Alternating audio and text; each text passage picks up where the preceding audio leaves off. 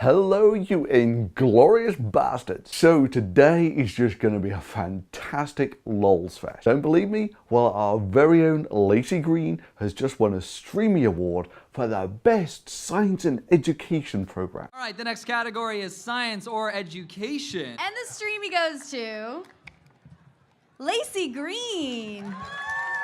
And when they have nowhere else to turn, they are coming on YouTube to learn about their bodies, to learn about sexuality. They're finding role models to learn about themselves and the world. Yeah, thank God I had Laci to educate me that if I was too drunk to drive, then I was too drunk to give consent, which meant that anyone who had sex with me while I was drunk was actually a rapist. So now I want to talk about some situations where consent cannot happen, even with a verbal yes. Sometimes people get drunk. You may have learned this about the world. When it comes to sex, a little bit of alcohol isn't a big deal. But if they're too drunk to drive, they're too drunk to give consent, period. But consent isn't just hot, it's also mandatory. Sexual contact without consent is assault or rape. Having sex with someone who's intoxicated or in this compromised state is against the law. You can be expelled and you can go to jail for it. Babes, I am no stranger to dirty words. I mean, I teach sex ed. You like having power play in your sexy times. Spanking or maybe pinning you down. This is not how you ask for consent. Nope. Come on, I thought you liked me. I promise you'll like it. Just do it for me. What's the big deal? We've had sex before. And I'm so horny right now. Or, it's okay, Hannah, it's gonna be okay. I'm not so sure. It's okay, you don't have to be sure. Douchebag alert! Also, potential rapist alert. Oh, that shit's not romantic. It's just creepy and salty and rapey. Not so sure. It's okay, you don't have to be sure. So that is why it's really important to hear that verbal out loud yes. Not so sure. It's okay, you don't have to be sure. And it's just terrible that Laci had to become a feminist, because when she went to universities and tried to educate them about this sort of consent, they laughed at her. Because when I speak at universities about the absolute necessity of consent, there are people in the audience who laugh. And of course, it's got to be enthusiastic consent. That's when I envy you, Ed, because you have someone. You have the same person every day for over 30 years. You wake up with her, you eat with her, you sleep with her. Notice how consent is a clear yes, it's enthusiastic. Make love to the same woman. I want it! It's out loud and there's no doubt in your mind. You spend every possible waking moment together. Well, I'm out running around with some 20-year-olds who just want to have a good time and cheap sex, girls who can't say no. Because if it's not enthusiastic consent, it's not really consent. Or maybe she's just a feminist because she's so tired of all those stereotypes like bitches be crazy. You know, bitches be crazy. I'm a feminist because my first boyfriend sexually assaulted me, and when I went to my friends for help, they called me a slut. Anyways, Carlos, you little slut whore love bug of mine, I wore this shirt just for you, because I know you think. And when I went to my friends for help, they called me a slut. It's like 20 times too big for me, and I feel like I'm in a big giant garbage bag. But I guess that fits since I'm such a trash bag whore anyways. That women lie a lot, we're not trustworthy, we're manipulative. I mean, it's not like she was proud about being a homewrecker or anything. I'm a feminist because the media told me that women are my competition. My last 4 boyfriends, including the guy that I dated for 3 years, have all been a product of a little bit of homewrecking.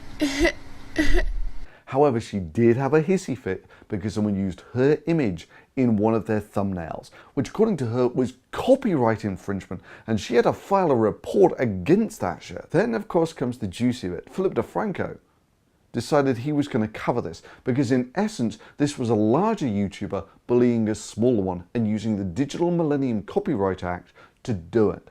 Is Laci Green, very large YouTuber, reporting a much smaller YouTuber. This over the much smaller YouTuber's use of Laci Green's image in her thumbnail and video, even though she is talking about those things. And again, maybe Phil was atoning for his previous sins, because had he not promoted Laci years ago, she would have just vanished off the face of YouTube, and you would have never had collaborations like this. Nah, Franco's been on YouTube almost as long as me. Guys, okay. That being said, Laci really didn't like his bring it on attitude. It was a smaller channel, someone you think that you could push down. Which is why, Miss Laci Green, in today's thumbnail, I will be using you. You are the subject of news, we are talking about news, and there is commentary. If you'd like to go after someone that isn't much smaller than you, let me know. And she tweeted, could @PhillyD be any more of a drama queen? I'm sick of alt-right assholes using my face to make money and direct harassment at me. Fuck off. I mean, it's not like she's ever dramatized things like smearing people's faces all over videos about rape or anything. You know, because sensationalization is such a terrible scourge on YouTube. And I also think it's just really cheap content. You know, it's lowest common denominator stuff, and it doesn't really require you to engage with issues or to be creative or to invent something that's really cool. It's just kind of easy. You know, when God cursed me, and he did, it was with saying, you're gonna remember stuff. So I do. Laci Green has a very long history of abusing the DMCA, abusing the copyright system. Now, not many would remember this, but in the early days, Laci Green's skit was basically to get her tits onto camera. And I had a friend who back in the day actually used to make videos, and she said, you know how insanely difficult it is to get the camera shots that she does, to get both her face and her breast into the camera. Now, let me just give you an example of how hard it is. So here I've just got a regular video camera, which I'm going to set to record, and I'm just going to give you, right, she actually had to cut off the top of her head to get her breasts into the field of view. That's how tough it was. So basically, she had to come up to somewhere like, oh God, even that's not enough. Somewhere about there to actually get everything into the shot. And then she can complain like, do you know how terrible it is that women's bodies are used to sell everything these days? Because boobs are used to sell everything from burgers to soaps. It's shitty commercial after shitty commercial using women's bodies to sell everything from A to Z. Close-ups on her ass, her lips, her breasts to sell beer?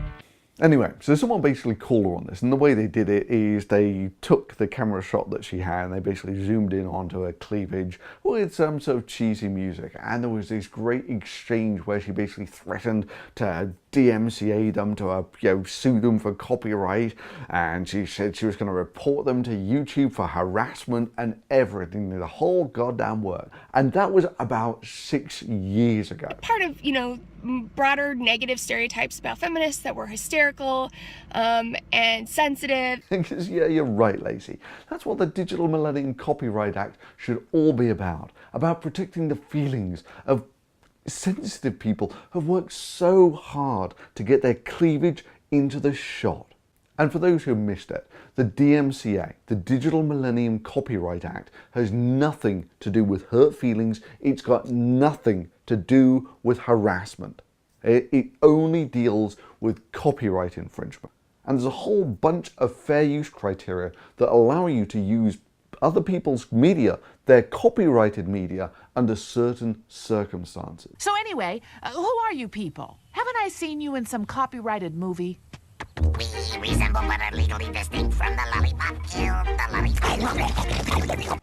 And then, of course, because he's an educator, a bit of a slow learner, but an educator, she then, years later, filed a DMCA copyright takedown against one of SargonofAkkad's videos. And of course, he counterfiled the DMCA notice and won. But yeah, Laci trooped on with her selective understanding of copyright infringement. And of course, after that, she then actually has the gall to actually criticize other people's understanding of the DMCA, saying, do you law? She defended herself, saying it's a copyright violation to use someone's image to make money, learned a law. Not in total reinforcing that feminist stereotype that, Bitches be crazy. This is what the bitches I went to high school with were like at school on Mondays. Bitch was thrown around by abusers all the time. Nearly every report I drew up included quotes where an abused woman was called a bitch. She was being a bitch. She had it coming. It justified violence. It was violence. cultivate a world of girl love. Girl love is supporting each other. It's hoping to see each other succeed. This is what the bitches I went to high school with were like at school on Mondays. Oh my god! Like, oh my god! Like, oh my god! Like, oh my god! You know, bitches be crazy. Bitch, what'd you just say to me? Oh, hell no! Oh, hell no! I don't deal with that bullshit. You did not just go there. You did not just walk your little panties over there. You know, bitches be crazy. I feel bad for any guy who ever has to go out on a date with me when I'm in a really awkward mood, because then he'd probably just, like, not know how to... Yeah. Part of, you know, broader negative stereotypes about feminists that were hysterical and sensitive. I was really hurt because, you know, this was before I really realized that Phil hates me. Stereotypes about feminists that were hysterical and sensitive, and I didn't really understand why he hates me and why he was going off on this, because... For myself and many others, I saw this as a false report, potential abuse of the system, and a big channel bullying a smaller channel. And when people have spoken out in the past, they've been bullied in silence so that they feel scared to say something. So it really is a very daunting thing to come forward when the person that's violated you is famous. And it's also my belief that maybe you did this because it was a smaller channel, someone you think that you could push down. I really think also the community needs to come together and say something when they see this kind of stuff happening. People are really scared to say something about it. It's their friends, it's their coworkers, it's people they idolize. There's a lot of power dynamics at play. One writing, Laci, I really like you, but seriously, don't you do the same thing? Laci responding, honestly, how? Whose likeness do I use? I mind my own business and I'm mindful not to exploit the audiences or property of others online. To which many people sent her screenshots of her own videos. But I want it to be known, and I want people to not be afraid to say that this is not something we tolerate. This is not what the YouTube community stands for, and this is not going to pass. This is not going to fly in our community. And of course, Laci hates drama. It's what makes YouTube so terrible these days. You know, I don't usually engage with this shit because I don't think that the YouTube drama black hole vortex is a positive thing. I mean, it's not like her second highest viewed video is Sam Pepper Exposed, or that she's got a gazillion other videos with their titles all in caps, one after the other.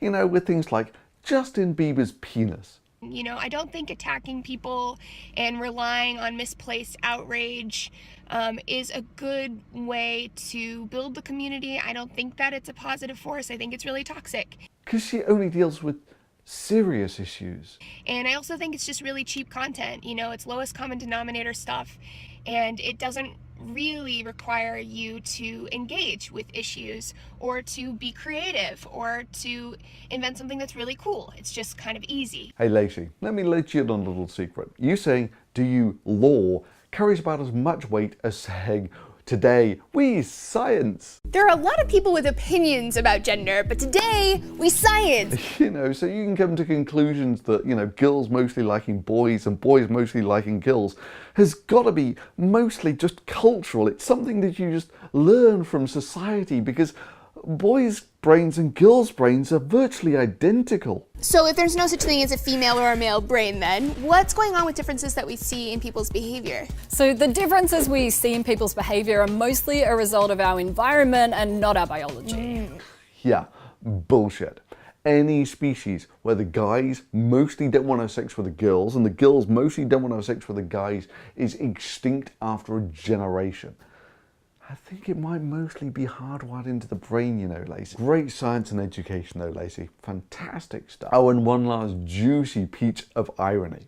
Turns out that the article that Philip Defranco covered after he covered Laci Green's DMCA abuse was how he had won a Streamy. Best thumbnail of all time ever. We won a Streamy for Best News and Culture Show. Ooh, it felt good, but do not get confused. Yup, Philip Defranco won a Streamy Award at the exact same ceremony. All right, the next category is science or education. That Laci Green won hers for science and education. Awkward. Weird kind of messed up way in our brain. We don't want to see other women succeed if we're not succeeding ourselves. Yeah, and that's a form of sexism itself, right? There it is. Totally. No!